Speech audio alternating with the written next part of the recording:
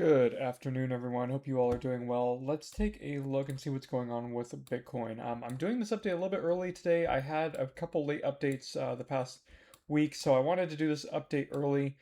Just kind of give you guys an insight what to expect for tomorrow. Really, not too much has changed. We're just basically staying in that consolidation period above the 21, still a very bullish sign.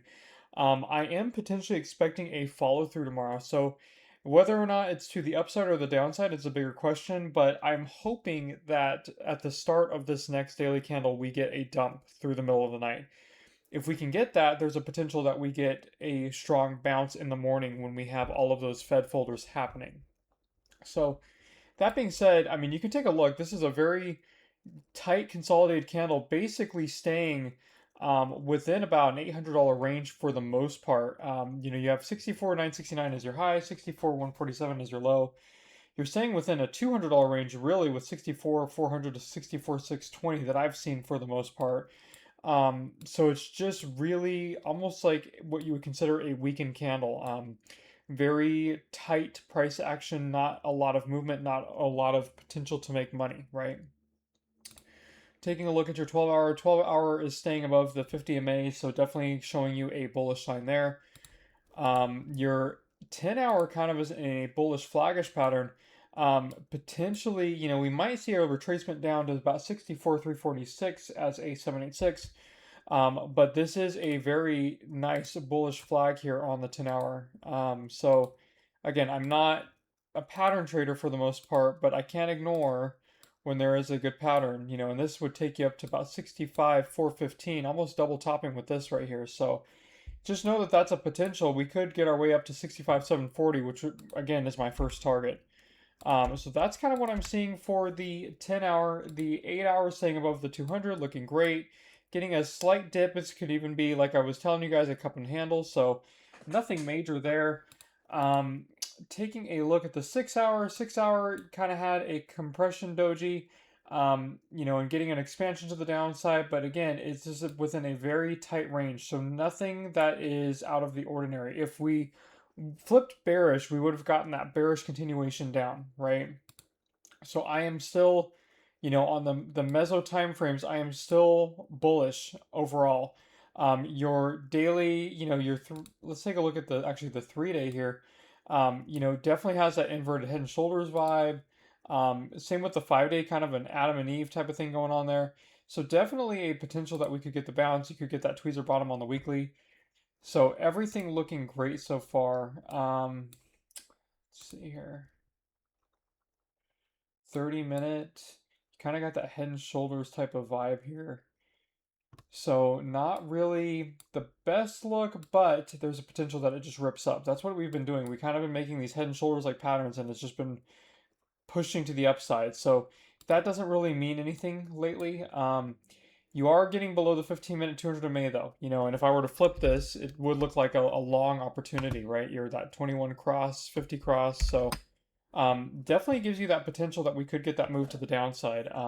I would, at the very most, expect a test of 63,940 again. If not, you would be taking out this wick and possibly testing the top of this order block around 63,600. So those are a couple areas to the downside. And then to the upside, obviously, 65,740 is going to be my first target. Just like what we said before, guys, 66,482 and then 67.5. So just a few targets for you guys to identify and basically place on your charts.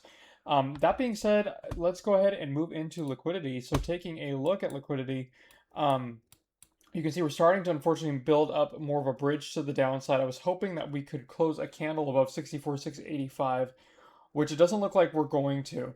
Now, what I will say, guys, is very worst case scenario, we have a bearish Friday. So what's going to happen on a bearish Friday? Well, my guess would be that we would take out this triple bottom right here. So we would get down to about 62,127, and we would basically end our week there.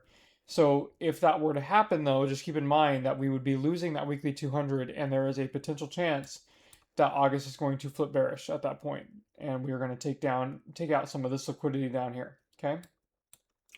At least in the meantime, maybe the last couple weeks of August will flip back to bullish. Who knows? But this is a prime target for the market makers to take out, right? Taking a look at your 1 hour, let's take a look here.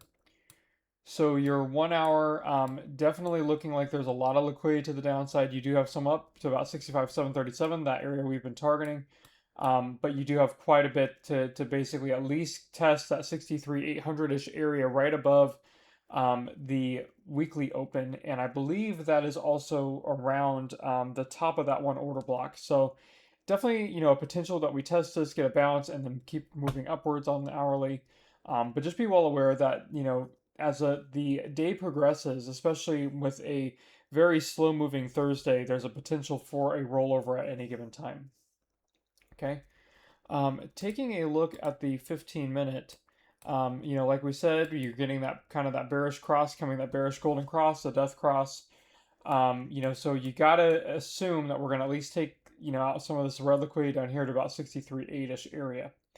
Now on your order book over here, you can see there's still a ton of orders to the upside, but that can be acting as resistance, guys. We have to get enough of a push and enough orders fulfilled to the downside in order to get that movement going upwards. So there is a potential that we take out some of this down here, even to about 63.8. Again, look at this. You got all these orders until this yellow order right here at 63.800 or 825 actually.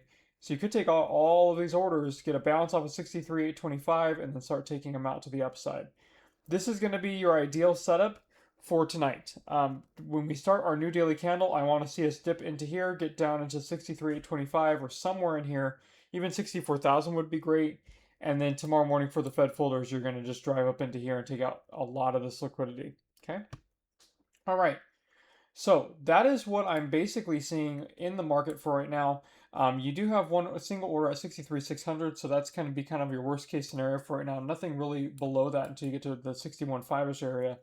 But this is kind of the range, tighter range that you're dealing in right now. All right, guys, that being said, let's take a real quick look at the simple map, see what's going on there.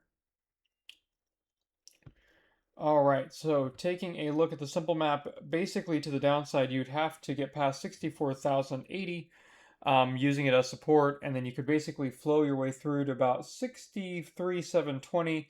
Now, if you get above or past 63,720, you can basically roll all the way to about 62,850. Now that there's not as many really points to get stuck at for support, so definitely more longs showing up. Getting that potential move to the downside is going to be possible. Now to the upside, you're going to have to get past 65,000-ish area. Then you could potentially roll up to the 65,400 area, rolling up again to about 65,820, and then to 65,940, and then you can basically just kind of fall through to the 66,600-ish area. So that's what I'm seeing on the scalping time frames. And then obviously your swing time frames kind of going to be around the same thing.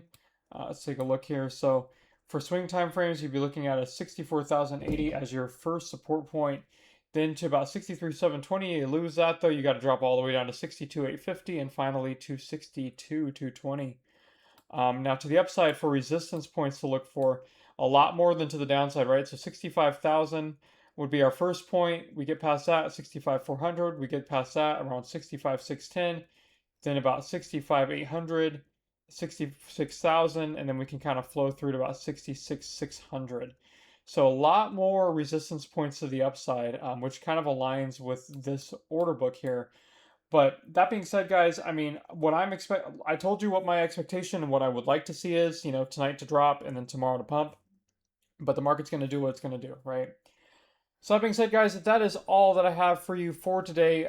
Not that exciting of a day, unfortunately, but hopefully tomorrow will show some more volatility, some more wider ranged price movement. All right, guys, I hope you all have a wonderful afternoon and evening, and I will talk to you all in the morning. Take care.